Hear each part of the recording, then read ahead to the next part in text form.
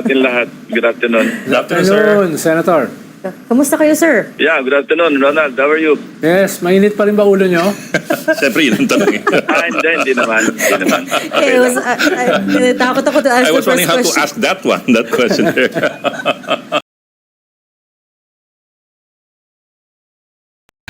Pero kumusta na yung away, Senator? Kumusta na yung world Hindi ako war? nakipag-away eh. Hindi ako nakipag-away. Nagtitimpi nga eh. Kaya lang, minsan eh, sumasagad eh. Itimpi. Huwag ka na magtimpi, Senator. Pero in fairness, Senator, nag-agree ako sa sinabi nyo na mas maganda lalaki kayo kay Senator Mark Pureta. Kahit yung katabi ko, hindi nag-agree. Biro lang yun, actually, Sek. Nagbibiro lang ako noon. Parang masyadong tense yung galing ako sa CA. Inaabot ko ng mga media, inambus ako. Medyo tense yung usapan. So, para lang magkaroon ng konting light banter yon. Kaya ako lang Pero, Pero kumusta na talaga? Saan na ba talaga papunta yung Blue Ribbon ngayon? Kasi nagtatanungan din yung mga tao eh. Magkakaroon pa ba ng hearing about the flood control? Ang direction kasi, sa ngayon, 4 pa lang yung nakapirmado sa partial committee report. Yes, sir. Ang kailangan ko, siyam. Yes, sir. Kasi ang regular member, 17. Hopefully, kung siyempre nakasama na ako doon sa ex-officio, no? Ang dalawang ex-officio pang naiwanan, si Senator Subiri, Majority Leader, at saka si Senator Alan, Minority Leader. So kung makagather ng 5 signatures more, then I'm ready to report it out. Tapos, i-depend ko na sa floor. Magkaroon na kami ng debate sa floor. At kung ma-adapt yung final version after all the amendments, di meron ng partial committee report. And from there, pwede na uli mag-move forward, mag-proceed sa panibagong hearing, tawagin yung mga dapat tawagin para nasa ganun, kung kailangan na magkaroon ng closure, conclusion, yun na yung final committee report. Pero sir, ano sir ang prognosis? Do you think you'll be able to get 5 more signatories? Considering na parang medyo how many weeks na since you finalized the draft? Isang buwan na. Kasi alam mo, hindi ko rin sila masisi, 400 plus pages eh. At marami rin naman kaming mga ibang committee reports na pinapipirmahan, iniikot. Ito, medyo maselan ito. Hindi ito yung parang ganun kasimple na sa loob ng plenaryo, ikutan lang kami na ikot, pakipirmahan mo lang ito. Lagyan mo na lang ng will interpolate, will amend. Ito kasi medyo may mga kasamahan kami na nakapaloob doon sa committee report. So palagay ko pinag-aaralan o tinitimbang nilang mabuti kung anong gagawin nila. So Senator, where does it stand now, Senator? Are you confident you'll be able to get the rest of the signatures? Yes, I'm confident naman na I hope I'm not wrong pero I'm confident na yung 5 more pwede makuha kasi initially yung 3 na nag-withdraw kasama naman sila noong nag-meeting kami para magpalit ng language, yung ibang lingwahe na acceptable man sa kanila. So I'm hoping na yung 3 pa, si Senator Subiri, Senator Gatchalian, Senator JV, makakapirma rin. And I hope makompleto yung 5 more para maging majority na yung nakapirma. Pero Senator, kayo lang naman alam ko na talagang babasahin yung 400 pages pag merong ganyan eh. Most of the senators, papasummarize lang sa staff nila yan eh. So if they really want to sign, pwede nilang pirmahan yan nang hindi binabasa yung 400 pages. Yes, actually, ang practice naman, hindi naman kailangan basahin talaga word for word o basahin lahat yung pahina. Kasi pwede ka naman maglagay doon ng I will interpolate or I will amend. Ano? Bukas naman yun eh. Kaya hindi naman pag nagpirma ka doon, hindi naman final na yun na yung i-adapt sa floor. Kasi pag pinabasa mo sa staff, binigyan ka ng briefer, pwede mong gawin yon sa interpellation, sinupply ng staff mo, tapos pati yung amendments. Pero sir, whatever the case is kasi sabi nga niya, it's been a month. At 400 pages, even if you have 100 pages read by you or your staffer, I mean senator, pwede naman kahit 100 pahina kada linggo mababasa niya eh. So kahit pa paano medyo masyadong mahaba na yung isang buwan para kanilang basahin. Yes, I agree. Kasi naintindihan ko rin na medyo nagbabalanse siguro yung iba. Kaya noon ngang unang nagpapalob kami, ang tanungan ng iba, may nakapirma na ba? Papakiramdaman. Parang ganon. May mga pag-aalinlangan kung not necessarily because of the content nung report. Kung hindi, nagpapakiramdaman kung para rin yung boboto ko sa bagong Senate President. May Yeah. 13 na ba? Parang ganon. Pero Senator, Senator, ano pa yung contentious issue at this point? Kasi ang pagkakaintindi namin, inayos na yon nung binago niya yung wording, di ba? Na for further investigation yung iba, tapos yung recommendation niyo is not to file charges, but yung ganun nga, akala namin naayos na yon. Ano pa yung naayos na yun, mga contentious issues at this point? Wala ako nakikita na kasi yun nga yung inayos namin. Kasi yung filing of charges, baka raw ma-misinterpret na parang kami na yung prosecutor na magpapile ng information. So, pinalitan lang namin ng recommended for preliminary investigation, which actually is already happening. Kasi nasa final stage na nga ng preliminary investigation yung iba eh. Tulad dyan, di ba, nakapag-file na ng counter affidavit yung iba. Yung iba, naka-schedule na mag-file ng counter affidavit. So, halos mahigit kalagitnaan na ng preliminary investigation ng DOJ o ng Ombudsman, yung ibang nababanggit ko sa report. So, I just hope na ma-realize nila na parang pay accompli na nga itong para ministerial na nga itong mga recommendation dito eh. Senator, hindi kaya yan link sa dalawang bagay? Sinasabi kasi ng ilang mga commentators ay isang dahilan kung bakit medyo mabagal ay dahil yung ilang mga members ng majority ay medyo masama ang loob na ang iniimbestigahan ay kapwa nila mga senador. Imbis daw na mag-focus dun sa mga congressman, sa mga contractors, etc. No? At alam nyo naman, nagkaroon ng kaunting problema yan last year. Ikalawa namang sinasabi nila, baka may ugnayan sa impeachment na aakyat sa Senado. Kaya medyo mabagal. May basihan ba yung ganong klaseng mga suspicions, Senator? Unang-una, may mga congressmen din naman na kasama doon sa recommended para mag-undergo ng preliminary investigation. Maraming contractors doon actually. May mga contractors na nakasama rin doon. So, kung may basihan man o wala, I leave it to their wisdom or judgment na magpirma kasi discretionary naman yung pagpipirma eh. Ako naman, hindi ko na nga ginawa. Kasi nung unang nagawa yung partial committee report, ako mismo yung nagronda sa plenary. Kasi yun ang gawin namin yun ang pinapractice namin Pakipirma mo na lang ito, lagyan mo na lang ng will interpolate. Yun nga, dahil siguro medyo nagkaroon ng konting sensitivity yung iba, binawi yung kanilang pirma, nag-withdraw. Tapos kung kailangan daw mag-meeting muna kami. So nag-meeting kami, actually yung meeting namin, executive session, inibata pa namin yung Ombudsman, yung DOJ, pati nga AMLAC inibita namin doon para maliwanagan nila kung ano talaga yung mga complexities. At doon naman, may mga nag-attending, hindi naman lahat ng members nandun. Nandun sina Senator Gatchalian, Senator Tulfo, Senator Mig Zubiri, SP nandun. So medyo naliwanagan yon. Nagkasundo kami doon sa language to be used or to be substituted. So since then, that was kasi yung unang nung pina-route namin yan, February 11 So may isang buwan na nga But what do you think, sir, what would it take to get those needed 5 signatures to put pen to paper? What else would be needed? Alam mo, dahil sa nangyari nga noong unang partial committee report, medyo ayoko lumapit sa kanila personal, isa-isa. So maybe on Monday, I will discuss this with the Senate President and the Majority Leader. Baka pwedeng sila na lang yung kumausap sa ibang kasama namin, at least sa majority, na kung pwedeng para matapos na yung o ma-report out na, kung pwedeng pirmahan na lang.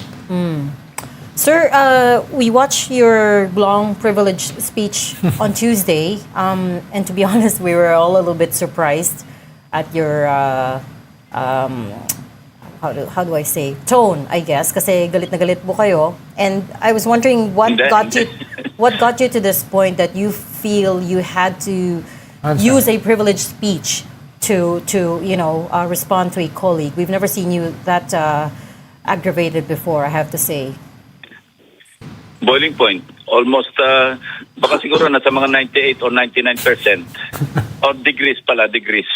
Umabot doon. Kasi matagal na yan na kung hindi man sa kanyang programa, hindi ko naman pinapanood yung program niya, pero pinipeedback sa akin ng mga staff ko ano yung siya sabi. Tapos nag-privilege speech last week, nasa launching ako noon. Ayoko na nga patulan, pero umulit ng Monday, nasa office naman ako noon, na monitor ko, yon. So, tinext ko agad si Senate President, bukas ko na lang sasagutin, ayoko nang makadagdag pa sa abala sa trabaho dyan. Kasi marami kami tinatapos ng mga bills So, yun, kaya natuloy na nga nung Tuesday. Ang tanong ko, Senator, anong feeling o impression ng iba mong kapwa senador? Dahil very classic gaslighting yung ginagawa ni Senator Marcoleta, if I may say so. Paano? Sinabi niya ito, tapos babawiin niya. Sinabi niya ito, tapos babawiin niya. Nowadays, hindi mo pwedeng bawiin yung sinabi mo dahil pag nasa social media yan, hindi mo na yan mabubura. So, medyo, anong feeling nung iba habang pinapanood nila yung mga ganyang pangyayari? Oo.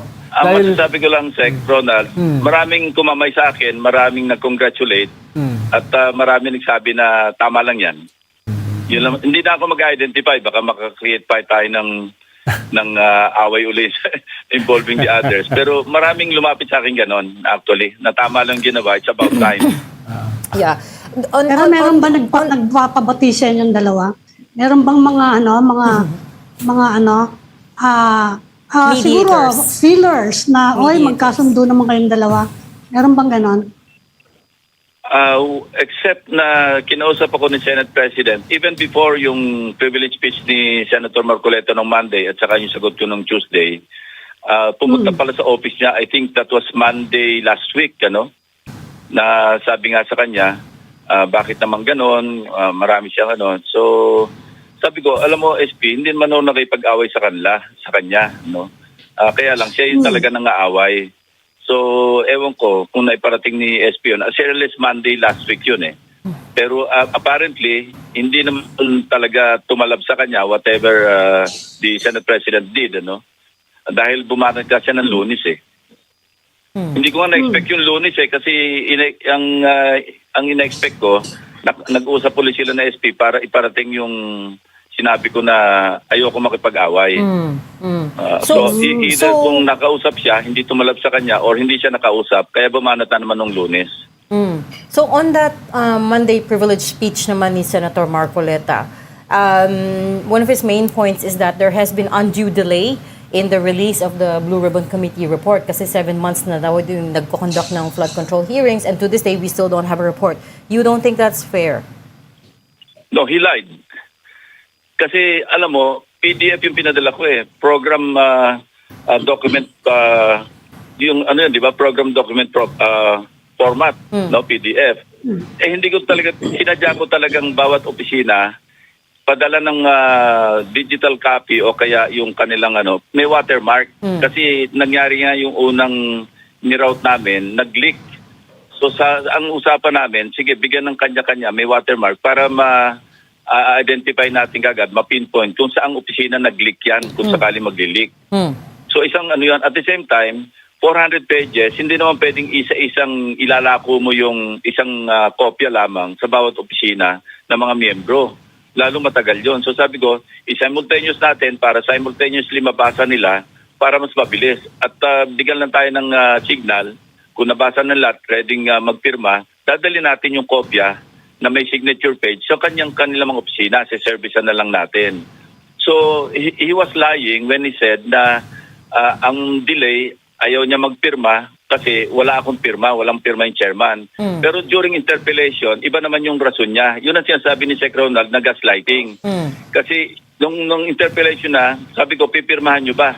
Sabi niya, ayoko pumirma ng partial, gusto ko yung kumpleto. Partial nga ito hindi pa nga tapos yung ating committee hearings, hindi pa nakukonclude. Paano kung gagawa ng kumpletong report? So doon mo makikita talaga na palusot-lusot, yung hindi niya ma-confront, hindi niya masabi yung totoo. Dahil di ba nung Monday ang sinasabi niya, kaya hindi siya nagpirma dahil nga walang pirma yung chairman. Ako sinisisi. Pagkatapos nung pinaliwanag ko sa privilege speech na sinadya kong walang pirma doon sa ano kasi hindi ko pipirmahan yon. Iba naman yung kanyang kinakatwiran. Hindi raw siya pipirma sa partial lamang at ang gusto niyang pirmahan yung kumpleto. Alam niya namang imposible yung kumpleto kasi hindi pa tapos yung, hindi pa na-conclude yung hearings. Ano tawag natin doon, di ba? Outright lying. So sir, can you confirm that his office did receive a copy of the partial report? And number two, Of course. because of the watermark, did you ever find out sino po yung nag-leak ng copy na yun? May receipt copy. Tapos panay nga ang follow-up ng staff ko sa staff niya. Na sinasabi, hindi pa nga rin napipirmahan. Kaya definite, pinakita ko rin sa aking privilege speech yung receipt copy ng kanilang kopya. Yeah. Kaya hindi pwedeng i-deny na wala siyang kopya. At saka inamin naman niya, hindi raw siya pipirme. Kasi alam mo, pinapangalandakan niya yung kanyang minority report, which Yes. is, kapastusan yung minority report. Kasi sa rules namin, kailangan munang nandyan yung majority, tapos within 72 hours, doon ka pwede mag-input kung ano yung mga pag-dissent mo. Hindi siya nagbabasa ng rules kasi. Ano ba yung meron sa minority report na gusto niya specifically na isama doon sa yung report ninyo? Kung dapat hindi minority report, dapat nag-submit siya sa committee, ito yung opinion ng minority. Para ma-incorporate ko yon, so kaya tumawag sila ng meeting, magmi-meeting kami as the Blue Ribbon, majority, minority. Ito yung mga input namin, baka pwede incorporate yan. Pag-uusapan namin yon. Yung sinasabi niya, yung kanya sa minority report, meron siyang conclusion kay Speaker Romualdez, may conclusion siya kay President Marcos. Wala nang pinaghuhugutan. So hindi ko naman kinukontra yon. Pero dapat, ang proper way, ang appropriate manner of doing it is as a committee, mag-usap-usap kami, ito yung position ng minority. Pwedeng incorporate yan doon sa ating committee report. Pero hindi na yung ginawa, pinangunahan niya. Tapos binigyan niya pa ng kopya, si Senate President, yung Blue Ribbon mismo, hindi niya binigyan ng kopya, hindi ba kabastusan yun? Kaya nga ang trato ko, basura eh. It will never be part of the committee report because it is not a committee report and there's no such thing as a minority report. Sa sine lang yun sa US, yung minority report, yung kay Tom Cruise. Yung premonition yun na Senator eh. Yung nape-predict mo yung alam mo, future. Oo. Parang, alam mo, i-Chinese ko na lang yun, yung Xiaoxiong Buke Yubing. ano yun, Sen? That's one way of ang hirap niyang kausap. Alam mo, you cannot explain ice to a summer insect. Yun ang Insect. Chinese, Chinese idiom. Kasama ba Paano dyan mo na... papaliwanag yung yelo sa insekto na pang summer lang? Hindi niya maintindihan. Kasama ba dyan, Sen, yung paulit-ulit niyang sinasabi? Last year pa, na hindi nyo daw pinapatawag si Speaker, Congressman former Martin Romualdez. Speaker Martin Romualdez dahil ang ginagamit nyo lang laging excuse yung interparliamentary courtesy. Hindi ba pwedeng sabihin ng Senate as a whole kay Senator Marcoleta yung ruling na yon? Siyempre, bago siyang senador, baka hindi niya sabi niyo nga, hindi niya nababasa yung rules. Pero napapahiya kasi yung Senado, pag lagi niyang ini-invoke na parang pinagtatakpan yung ebidensya dahil ayaw ipatawag yung akusado. No? Pero wala yun eh. Klaro yung ganong klaseng interparliamentary courtesy eh. Alam niya yun kasi in-invoke niya yun nung congressman siya eh. Di ba liwa-liwanag, pinakita ko rin yung video. In-invoke niya nung sa budget deliberation ng Office of the Vice President. Yan mismo ni-invoke niya. Kaya nga sinabi ko, such hypocrisy, such double standard. Talagang alam mo, yung minsan yung rules, gusto niya i-apply lang sa iba, tapos sa kanya hindi applicable pagka ayaw niya. Pwede ba yung ganun? Kaya nga sabi ko nga sa inyo, ang hirap magpaliwanag sa tao na yan eh. At saka bawat may makausap siyang, confirmation hearing sa CA. Nangyari na naman yan kahapon. Tumayo na nga ako, kaya ayoko nang pakinggan yung litanya niya kasi ang tinatanong niya pa naman, Infantry Brigade Commander ng Army. Tinatanong niya tungkol sa West Philippine Sea. Pero obviously, ang tinatanong niya, gusto niya mag-agree sa kanya yung general sa kanyang punto. Hindi ko maintindihan, mukhang ang audience niya, China. Mukhang may pinaparinggan niya yung China na nakita nyo, napaamin ko yung general na tama yung punto ko. Napag-alaman ko rin, kasi siya rin may kasalanan, hindi ko naman siya i-research kung hindi niya ako ginaganito. Napag-alaman ko, sabi ko, nakita namin yung official website ng Ministry of Foreign Affairs. Doon siya nagpa-pluck ng ng mga points niya, yung mga narrative niya. Marami yun. Pati nga yung yesterday, doon sa confirmation hearing, pilit niyang, hindi niya binabanggit yung panatag Siol, Ang ginagamit niya, Chinese name, na gusto niyang ilabas doon sa EEC. Yun ang punto niya. Nakita ko na naman yung dokumento, yung website. Yun mismo pinupunto niya, parang gusto niyang i-discredit yung mapa ng NAMRIA. Sipin mo, agency ng Pilipinas, officially, isang ahensya ng Republic of the Philippines na tasked na magawa ng mapa, dinidiscredit niya na mali raw yun. Patunayan, nagsinungaling na naman siya sa interpellation niya sa akin dahil sinasabi niyang pinatawag ko ikaw yung NAMRIA, pinatawag ko si Justice Carpio. Sino siya magpapatawag? May chairman yung Foreign Relations. Ba't siya papatawag yun? Hindi naman siya ang chairman. Alam ko naman kasi the day before, nagsabi na nga si Senator Erwin Tulfo kay SP, nandun kami sa lounge, na pinipilit daw siya na kung pwedeng natawagin yung NAMRIA at siguro ibabadger niya. May national security implication kasi mga secret documents yung involved. So, ang advice sa kanya, siya naman ang chairman, siya masusunod. Pero just the same, sa interpellation, as if alam niya na may hearing na, may date na nga siya ngayon March 12 at pinapa-attend pa ako. Alam ko yung background na hindi matutuloy yung hearing kasi nga, naghumingi ng guidance yung chairman, si Senator Erwin. So kaya tinanong ko sa kanya na, kaya nga pinatayo ko si Senator Tulfo, paki-confirm nga, parang make it official, make it on record, na wala talagang hearing bukas. Ganun nga nangyari. Kaya nga sabi ko, he's confirming what is not confirmed. Pero sir, moving forward, how do we find resolution to this problem? Kasi obviously you guys have your own Gulf War already ongoing. Moving forward, sir, how do you foresee this moving forward? Yes, sir. Just don't mind him. Trabaho lang, Kung nanggugulo, di sagutin. Pero itong trabaho, huwag na lang siya i-mind. Hayaan na lang siya manggulo kung hanggang kailan niya gusto maggulo. Pero we'll just focus on what we're doing. Senator, yung NBI nagva-validate daw ng statement ng 18 mostly former soldiers, no? Paano ko pang ma-validate nila na medyo merong katotohanan dun sa ibang mga statement?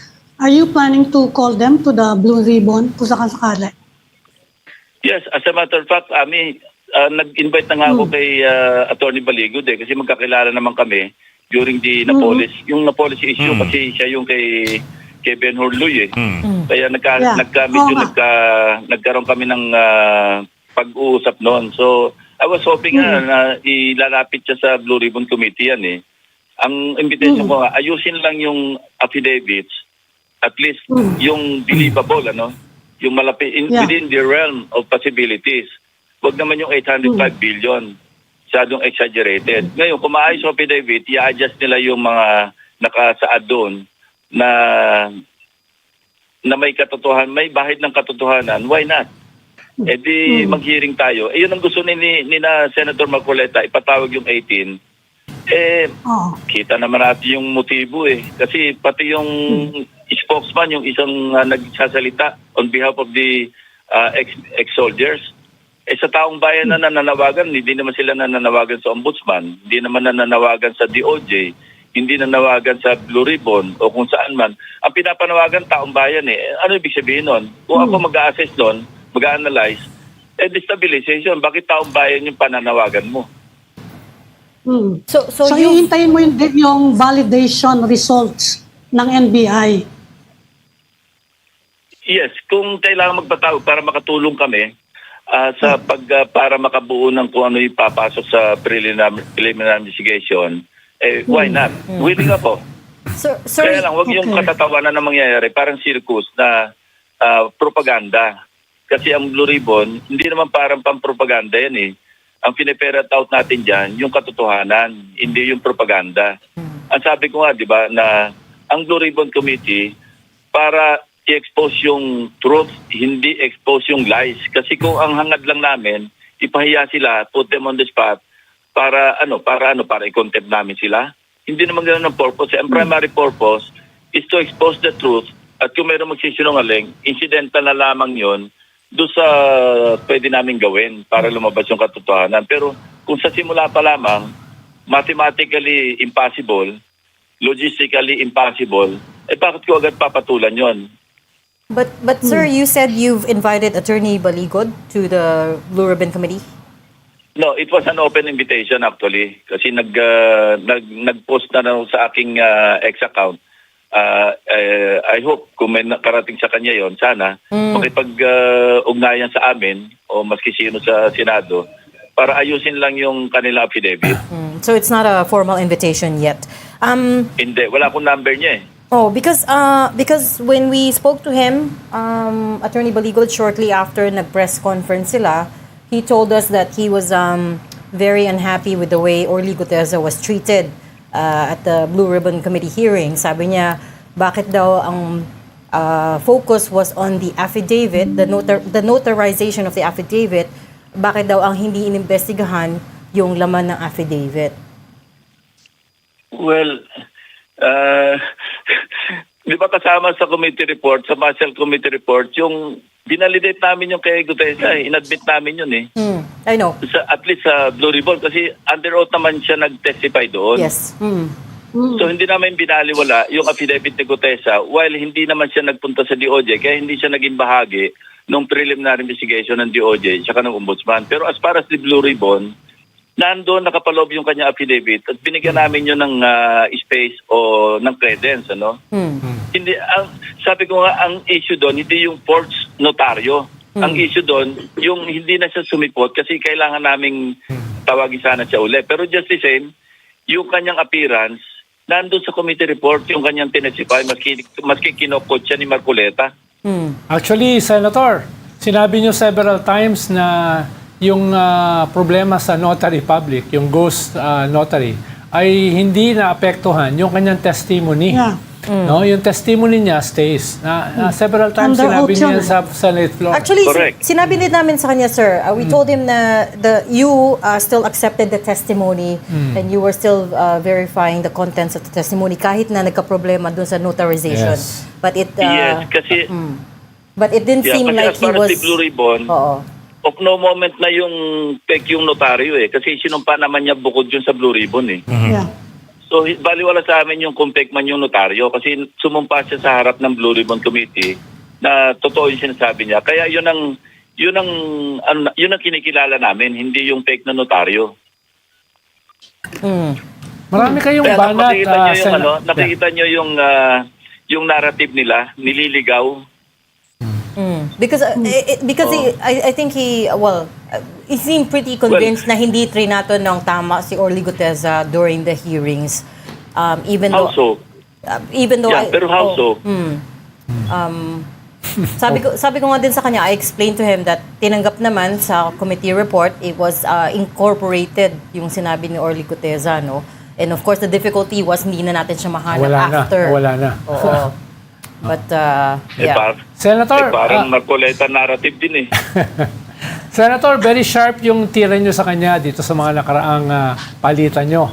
No? Na nag-aabogado siya sa Diskaya, na nag-aabogado siya sa China. Pero yung pinaka-sharp na banat nyo ay yung usapin ng kanyang sose, yung kanyang statement tungkol dun sa campaign contributors. Practically, ang sinabi nyo ay he committed a crime based on his own testimony that he committed indirect bribery. Diba? Medyo antagonistic na yun. Yes. Mahirap na ayusin He yun. should know that. Being a lawyer, he should know that kasi yung indirect bribery, hindi kailangang may kapalit eh. Basta tumanggap ka ng gift, no? By reason of your office, that's indirect bribery. Eh, ang liwaliwanag yun sa kanya, admission against interest nga yung ginawa niya kasi inimpasya niya pa na binigyan siya, tinanggap niya, congressman siya noon at hindi pa siya kandidato. Oh, di hindi contribution, hindi pa siya kandidato eh. So binigay yon, being a congressman, parang daw may utang na loob. Siya pa umamin eh, na para may utang na loob siya sa mga nagbigay sa kanya. Ang isa pa natuklasan, hindi ko na nga lang sinama sa privilege speech. Pwede ko sabihin ngayon eh. Afterthought, alam mo, niremedyohan niya yung kanyang defense sa COMELEC, ano? Nag-file siya ng counter affidavit. Ang aking information doon nga, nagremedyo siya eh. Kumuha siya ng isang tao na di umano, para lang ma-justify yung SOSE na mayroon siyang contributor. Na nagbigay ng, I think, 30 million, January. Again, hindi niya alam siguro yung batas na within 30 days, kailangan bayaran yung tax. May donor's tax yan Donor's eh. tax. Alam mo kung kailan siya nagbayad? December. Pero, ano yun? Pero may mga surcharges, may mga penalties. So, afterthought, nagremedyo siya dahil nga ipit siya doon sa kanyang SOSE problem o SOSE case sa violation ng Omnibus Election Code. Kakilala niya, kaibigan niya yung kaibigan niya nga yung kunwari, donor niya eh. Pero para sa purposes ng tigapakinig natin, indirect bribery is a crime punishable by more than 6 years, di ba? Sa maximum yun, ha? Hindi sa 6 years yan. Parang doon yan sa bandang papunta 6 years. Kasi 6 months or 6 months and 1 day to 6 years yan eh. Pero sa maximum period yan na pinaparusahan yung indirect bribery. Kaya may tulog talaga siya doon eh kasi siya nakakaintindi eh. Ano pa ba yung element na kailangan mo doon para i-prove mo yun? Pero sir, si COMELEC Chairman Garcia has given his reason, I think only today, if not last night, because his reason for the delay daw dun sa decision ng COMELEC dun sa kaso ni Marcoleta. I'm not sure if you read it. I just found it a bit confusing. I don't know, I don't know if you've seen it and if you agree with it. It's complicated daw. It's become complicated legally. Iba yung information ko eh. Ang information ko, may pressure sa mga commissioners eh, na wag pumirma sa resolution. Coming from Sir... The plot Not from the Pressure government. Not from the government. Not from the national government. Parang From any pressure group? Any group in particular? Special interest group. Yung information ko. sounds like Trouble lang tayo. Pressure, wait, so sir, ang gulo kasi ng katabi. Pressure from a non-government entity to not sign the resolution. Is that correct? Yun ang information ko can you make a guess? na galing sa loob. Galing sa loob ng COMELEC? Galing sa loob ng COMELEC. Okay. Hindi. Alam mo, maliit lang yung mundo eh. Pressure sa Kaya, COMELEC. Yes, kaya nga eh. yun ang alam kong reason. Kasi the reason he gave was a bit convoluted and a bit difficult isang to ombudsman daw parse eh. through. Well, that could also be the case, kasi kung merong ni-refer na kaso, kasi alam mo, halo-halo ito eh. May SOSE case, Omnibus Yes. Election Code. May And mind sell-in. yung COMELEC has prosecutorial power. Hindi ito yung as if parang NBI o PNP yung COMELEC na nag-imbestiga, na dadaan pa sa DOJ o dadaan pa sa piskal para i-file yung kaso. COMELEC itself can file directly sa korte na parang filing of information kung ano yung kanilang findings. Kaya diretso yan sa korte eh.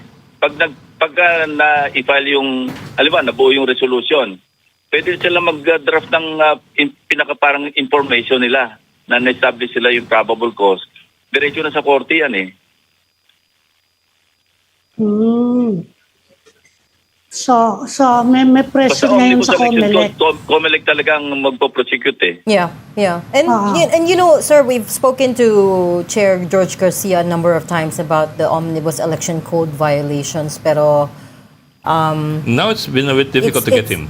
Well, now it's been a bit difficult to get him, A, and B, even back then, parang there wasn't a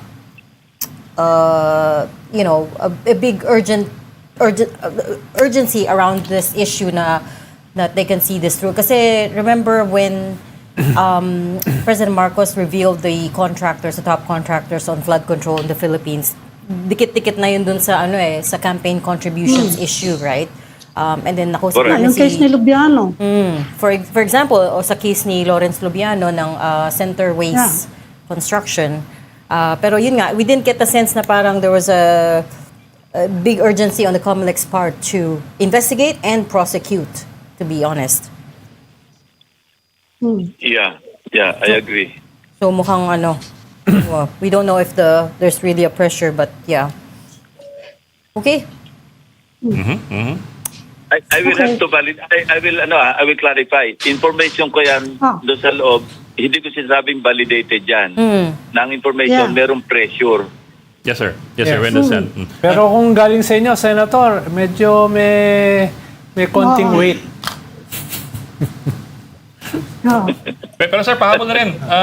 Just in case meron kayo nababalitaan na narinig, kasi we've also been hearing that of the 18 former soldiers who came out in a press conference the other week, meron na raw ilan who, from what we've heard, but this is unconfirmed, who have indicated out their desire to change their narrative. But yeah, this is still not confirmed from our end. I don't know if you've heard anything in this regard. Wala akong information na Ed.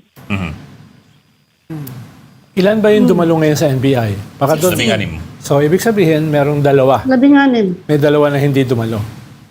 Yeah, Baka, may dalawang hindi hindi lang. dumalo. Baka busy lang. Okay, we'll leave that there. Thank you so much for talking to us today, Senate President Pro Tempore, Senator Ping Lacson. Salamat, sir. Thank you, sir. Salamat, Sen. Thank you very Thank much. you, Senator.